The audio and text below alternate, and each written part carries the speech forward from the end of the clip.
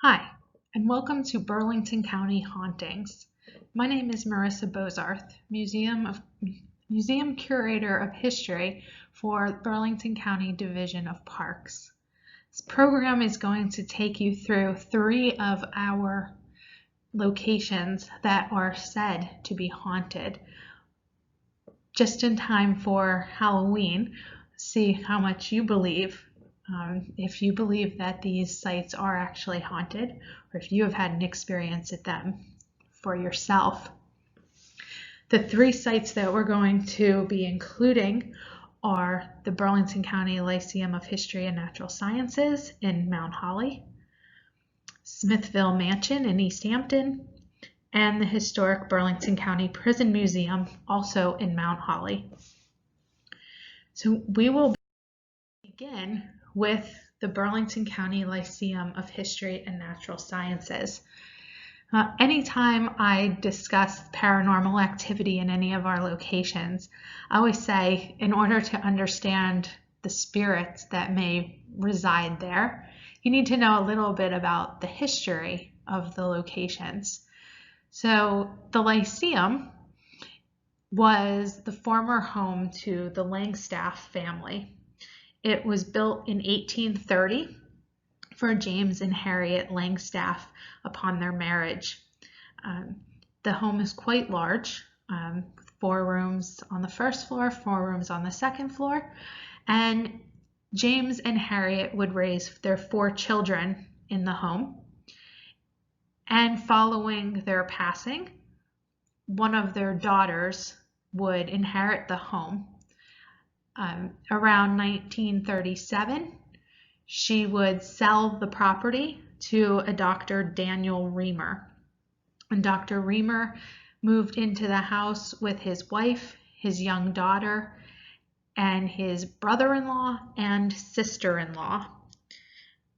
They would own the home until 1957, when Mrs. Reamer would put it up for sale.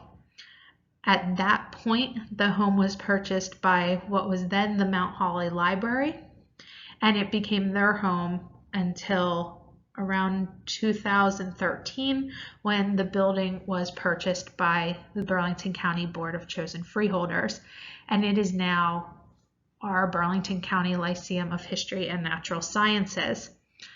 So with that being said, a little bit about the paranormal that people have said takes place in our building. So what you are looking at on the screen where the arrows are pointing, those are what those in the paranormal community refer to as orbs. Orbs are bright lights that you do not see with the naked eye. They show up on digital cameras and on film. And what they are supposed to be energy. They are forms of energy of someone who has passed. The brighter the orb, the stronger the energy. Sometimes you'll catch them in motion, which you'll see in some future photos. Sometimes they appear just to be floating in midair. Sometimes they have color, slight color to them. Sometimes they do not. Obviously, the ones you're looking at here do not have color. They are pretty much just white circles. But they are supposed to be the spirit trying to manifest itself. It's their way of showing that they have energy, and they're trying to show it to whoever is around. The first picture there is in an upstairs front room, which would have been used as a bedroom when the home was occupied throughout its entire occupancy from 1830 till 1957. Now, we don't know who these orbs are. One thing I've come to notice is as groups are investigating any facility, a lot of times they will say they picked up voices. Voices never say, "Hi, I'm so-and-so." So I kind of leave it up to your imagination and use some of your background knowledge to try and decipher who or what it might be. So What you're looking at here, again, are both orbs. The first one is not, it's a little bit larger, but it's not really bright. It's fairly vague, but it does stand out. And it is in an upstairs bedroom, one of the bedrooms that probably would have been James and Harriet's master bedroom. Both James and Harriet passed away in the house, along with their daughter who inherited it. So there were also all of their funerals took place in the house, as well as Dr. Reamer's. So who knows who that might be. The other picture that you're looking at on our stairwell, that orb is quite small, but it's a little bit brighter, which means even though it's a little bit smaller, it still carries a little bit more energy than some of the others. The interesting thing with this orb is its placement, where it is in the facility, because James and Harriet's granddaughter, Cornelia, happened to die a tragic death while visiting her grandparents in the house when she was approximately 11 years old. Her and her siblings were playing at the Langstaff Mansion. They were having a good old time running up and down the steps, playing hide and seek, when unfortunately Cornelia fell. She went over the railing from the 3rd floor and fell down to the 1st floor, which killed her. So it's interesting to find an orb on the stairs. Could it be Cornelia? Possibly. There have also been stories from people who have worked here and volunteered here that they have heard Cornelia and are seen her throughout their time, that anytime there was kids programming taking place, if there were a lot of children in the building for any reason, they would have experiences where they believed Cornelia was around and trying to take place, and trying to take part in these programs along with the children that were here. So who knows? Maybe Cornelia is still wandering the hallways looking for a child to play with. So our next location is historic Smithville Mansion, which is located in East Hampton in Smithville Park. The Smithville Mansion, for most of its history, is known as the home of Hezekiah and Agnes Smith. They purchased the property in 1865, and they lived in the mansion. They put on additions to the mansion, and they operated a woodworking machine factory on the property. It was considered a company town. They had a working farm. The factory was there. They had all of workers' houses, so all of the employees could live on site, and everything that they needed was provided for them there. They have a general store. There were stables. There was recreation. They even had their own band and baseball team. And Hezekiah and Agnes were an interesting pair. I won't go into too much of their story. You could always visit Smithville Mansion, and they'll tell you all about it if you want to know more. But Hezekiah and Agnes lived in the mansion from 1865 until about 1881 when Hezekiah passed away. Agnes passed away a few years prior. They never had any children of their own. So there have been several stories of both of them haunting the mansion, that they still wander the hallways. This picture is from what we call the annex. Today it is our annex gallery. It is an art gallery, but it was an addition that was put onto the mansion. What you don't see here are the rooms to to the annex. This is the main hallway, but it features a bowling alley, a billiard room, card room, dining room, and a bar room. It's pretty extensive, and Hezekiah was known to entertain in this area of the mansion. So there have been stories for decades of people seeing and witnessing either Hezekiah or Agnes wandering the halls.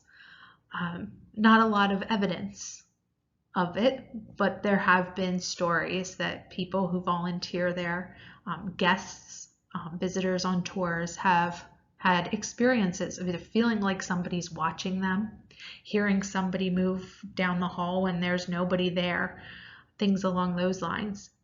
And here you can see another orb. This is one that was captured a couple years ago. Not very bright, but it's fairly large in that main hallway there. And you can tell that it is something that is not placed in the picture. It's not physically there when you look with your naked eye, because you can see straight through it. So you can see what's on the other side. There have also been stories of people who have had paranormal experiences on the grounds, in the courtyard of the mansion. One of those stories was a volunteer looked out the window and saw a gentleman sitting on a bench one day and didn't really think much of it until a while later they walked by and the gentleman was still sitting on the bench. He appeared to not have moved. So they went to take a closer look, make sure everything was okay, and realized he was not real. Apparently they were able to see the bench through him slightly and realized he was wearing a Civil War era uniform. Now, there are people in the Smith family who served in the Civil War who would have lived in the home and spent time in the home. So maybe it was one of them. You never know. There have also been stories of the alarm in the house going off when there's nobody physically there. One experience that I've heard was somebody locking up for the evening. A dark night, turned off all the lights, came out, set the alarm, was walking back to their vehicle, looked up at the building, and all of the lights were on. Now, when you turn all of the lights off in the mansion or in the annex, and it is dark outside, it is very dark. You would know if you left a light on, especially if you left them all on. That person then went back in, turned off all of the lights again, and left.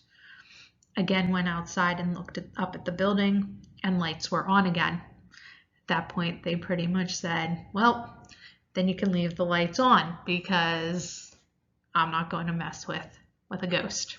So they left them on. So just a few of the stories that go on at Smithville. So that takes us to the historic Burlington County Prison Museum in Mount Holly. The prison museum has been listed as one of the most haunted locations in New Jersey, if not the East Coast. It has appeared on several paranormal television shows, newspapers, magazines, various types of media referencing paranormal activity. And there have been stories of the prison being haunted since about 1834, not long after it opened as a jail. So the prison itself was built in 1811. It opened in February of that year and remained in use until 1965. This made it the longest continually used prison in the United States at the time of its closing. At the time that it was built, it was considered the most modern facility in the United States. Right? Prisoners were separated out based on the severity of their crimes. They had a workshop put into the basement so that inmates could learn skills that would be useful when they were released. They made sure that there were windows in every cell. There's fireplaces in all but one, so that the prisoners were treated more humanely than they had been in the past. They also, which could lead to some of the haunting stories, they also had executions take place in the courtyard. From about 1860 to 1906, 7 people were hanged in the prison courtyard on a gallows, all of them for first-degree murder convictions. There were 2 other individuals who were also hanged prior to 1860. They were hanged in 1832 and 1833, but they were taken off of the property for their executions. I'll tell you a little bit about one of them as we go, but there are rumors and there are stories of the prison being haunted ever since those first executions took place in the 1830s. And the stories persist. People come in now on tours who will tell you that they felt like they were being watched. They heard something, they're hearing footsteps, and they turn around and there's no one there. People have felt like they've been touched, things like that, when they're the only one in the hallway. So what you're looking at in this picture, this is the basement of the prison museum. When it was being renovated throughout the 1980s and 1990s, the building went through extensive renovations after sitting for 30 or 40 years in order to transform it into the museum that it is today. Well, what had happened was, as workers were in, cleaning out the building and doing basic repair work, a lot of them were starting to say that there are ghosts in the prison. They were afraid to come back in because they were taking their tools and locking them up at the end of the night. And when they would come back the next morning, tools would be scattered. Nobody knew where they were. So they attributed it to ghosts. So when all of that was taking place, was one of the first times, or I should say was the first time, that a paranormal investigation group was permitted to investigate the prison. So South Jersey Paranormal was invited in to investigate. And they have been there several times, at least once a year ever since, trying to find evidence of spirits. So this is one of the images that they got during that very first investigation. There were a few others, but they were your basic orb, which we've already looked at. So this is one in our basement. You could see where the arrow is pointing, there's this bright light, kind of has a green tinge to it. It appears to be going either in or out of this little hole in the wall, which now leads to our boiler room. But it is a good example of an orb in motion. So it is moving one direction or another. It's hard to determine from this picture, but you can see that it has sort of a tail on both ends of it. It's not just a circle, right? It's kind of has an odd shape to it. That is due to the camera picking up the motion of that orb. And being that it's a little bit brighter, being that it has some green color to it, that shows that it also has a stronger energy to it than some others.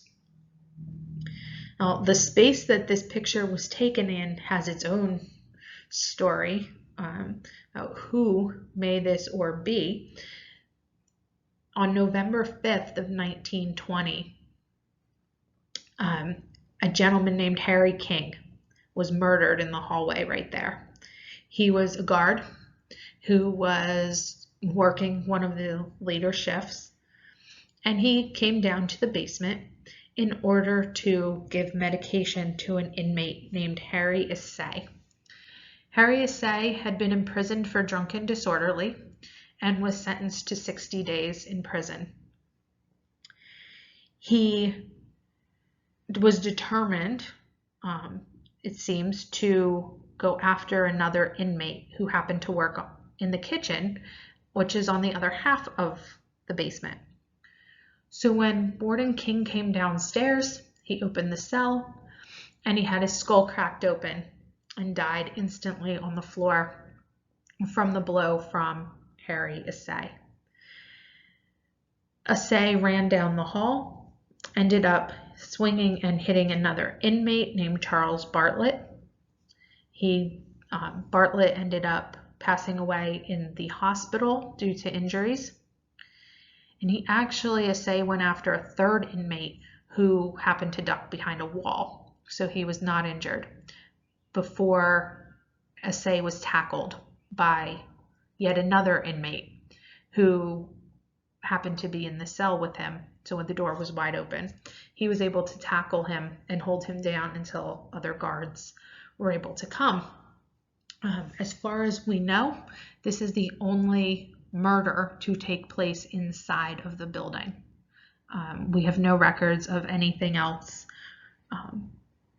such as that ever occurring over the 165 years that the prison was in operation.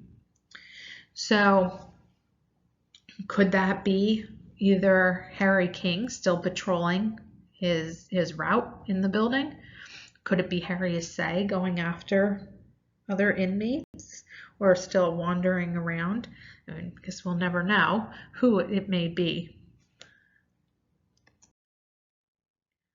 So our next image is in the prison courtyard.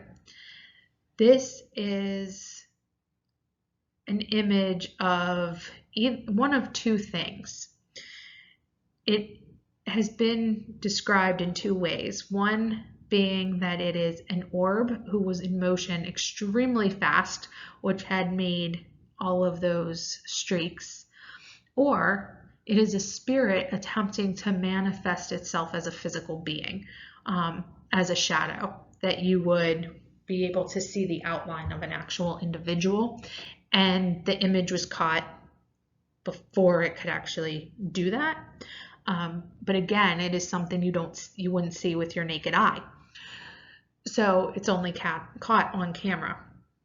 So like I said, this was taken outside in the prison's courtyard. If you visit the prison, you will notice that tree that is in the image instantly in the far left-hand corner of the yard. It kind of stands out. And this is where it is suspected that Joel Clow is buried. Joel Clow is the reason that the stories of the prison being haunted ever began. He was arrested, tried, found guilty, and hanged for the murder of his girlfriend, Mary Hamilton, in 1833.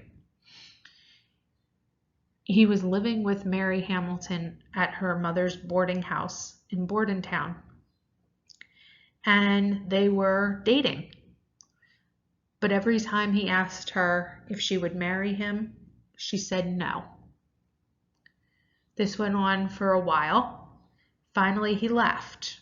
He went to New York, where he is originally from, and he was gone for a few weeks, and then he returned to Bordentown. And when he returned, he was a different person. He seemed to be depressed. He seemed to be angry. And he seemed focused on one last attempt with Mary.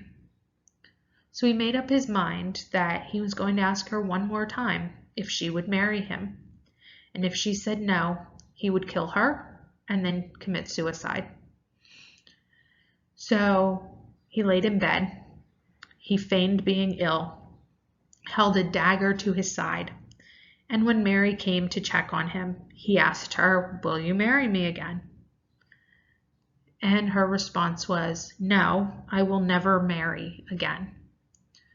Mary was a widow with a young daughter, so she wasn't necessarily saying no to Joel. She was saying no to anyone. She did not want to remarry.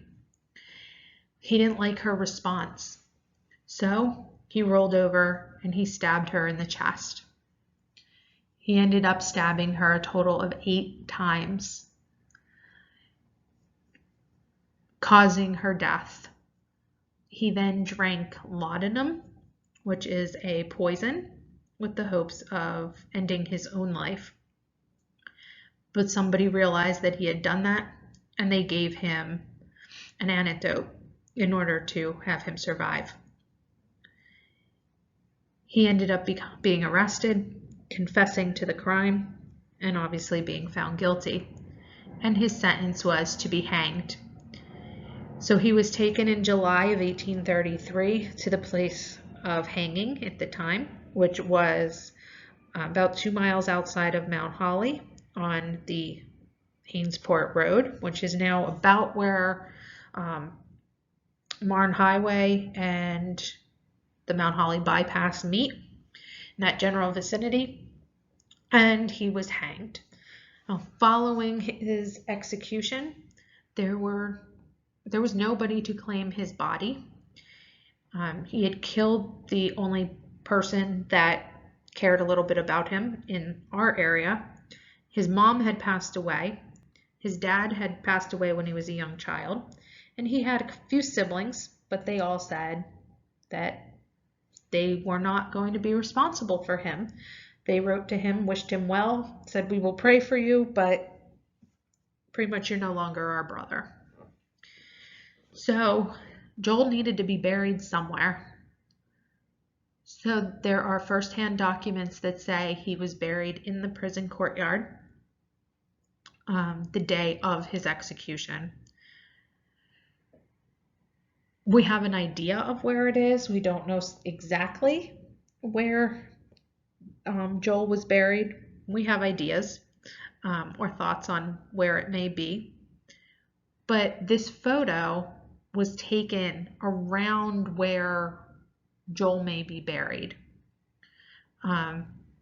He has sort of become, over the course of time, the person that haunts the Burlington County Prison. Now, who knows if it's him? Who knows if it's multiple people? We don't know. But people attribute a lot of it to Joel Clow,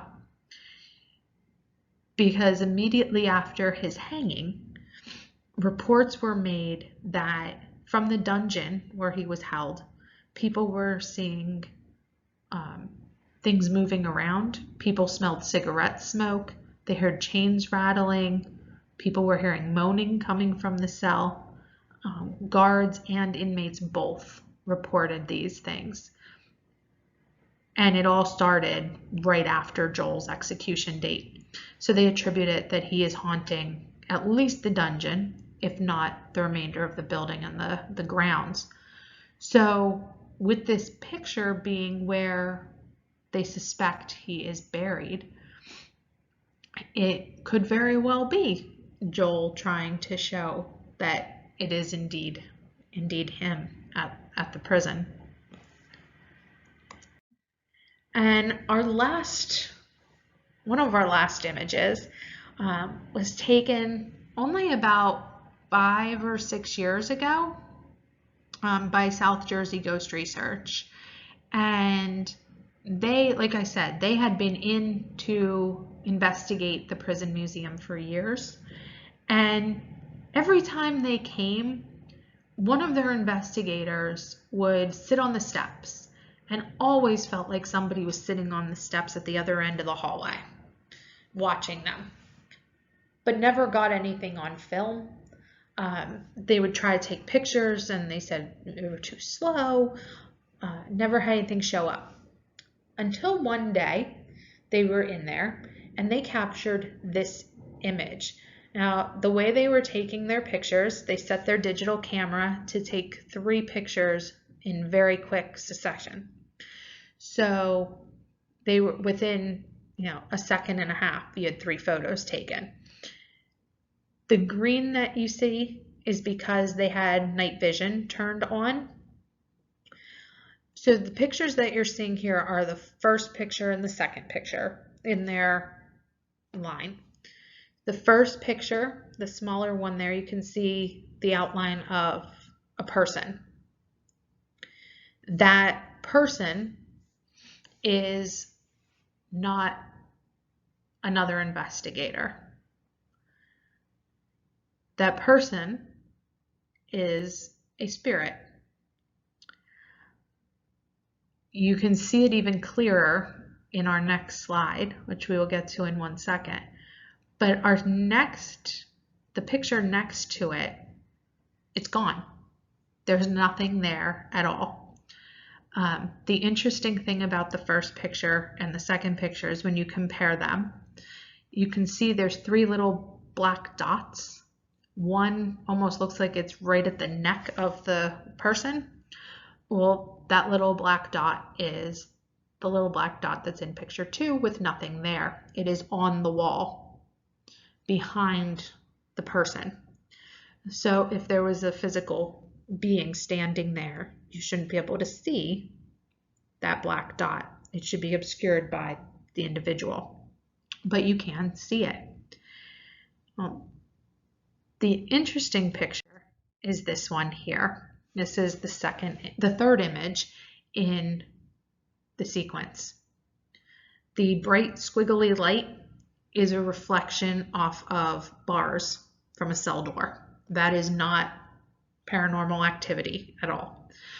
It is, however, what most people, when they see this image, automatically go to, thinking it's some ghostly form. It's not. When you look closely, you can see the outline of the top half of an individual on the side of that picture. That is what they say is the ghost. If you look really close, you can see the outline of his head or her head, shoulders, and it appears that they don't have a waist down. It kind of just fades. And the interesting thing is you could see through it. You can see at the end of the hallway there's a window with bars on it, and you can see them through the individual. So obviously, again, if there was a person standing there, you wouldn't be able to see the bars, right? So that is one of the only times, as far as we know, that anyone has captured a full apparition on camera in the prison museum.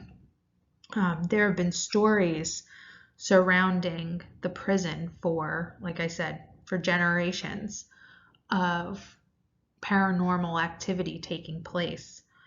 Some of the most recent was when several people came to visit the museum on tours. We assume they don't know each other. They were all there on different occasions over the course of about a 2-month period, and all of them had the same story.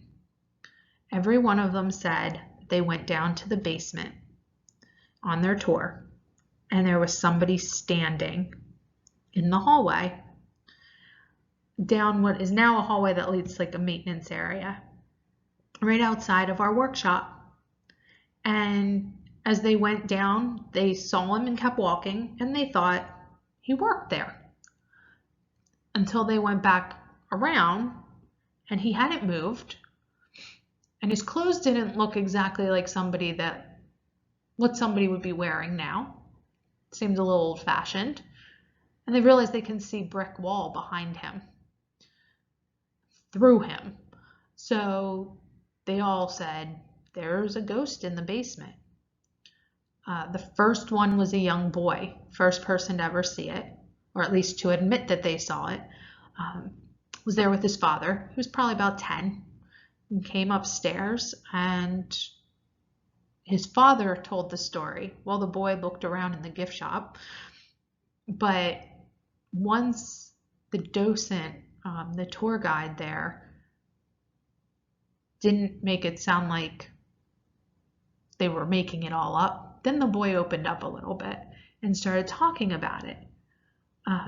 There was another couple that came in who said they saw someone in the basement and they needed to leave. They wouldn't stay and didn't want to complete their tour. There was another couple where they went down the steps, same thing happened. The woman stopped and really looked at the person and was able to come upstairs and tell us exactly what he looked like.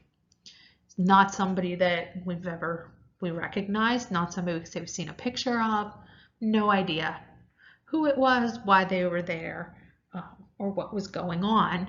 But at least 3 or 4 separate occasions, people said that they saw somebody in the basement. Other things that have happened were people claiming they're hearing voices.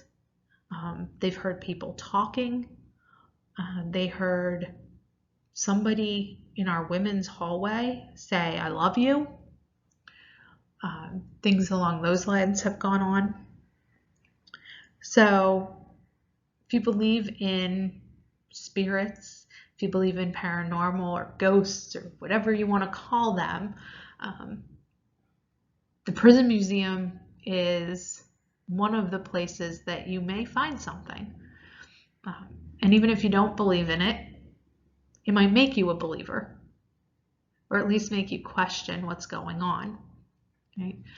So those are 3 buildings that are owned and operated by the Burlington County Division of Parks and our Board of Chosen Freeholders that have paranormal stories, people who have had experiences that they attribute to the ghosts, the former residents of those buildings.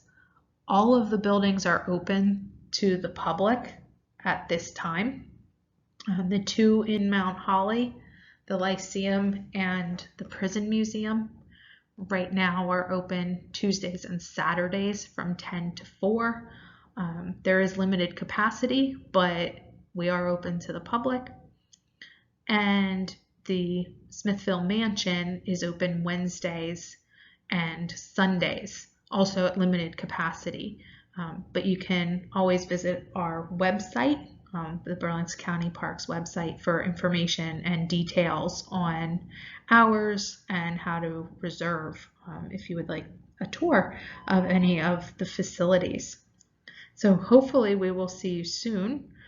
And if you have any stories of your own from any of these locations or any other locations, feel free to share with us. We're always interested in hearing about some of the experiences that our guests have had.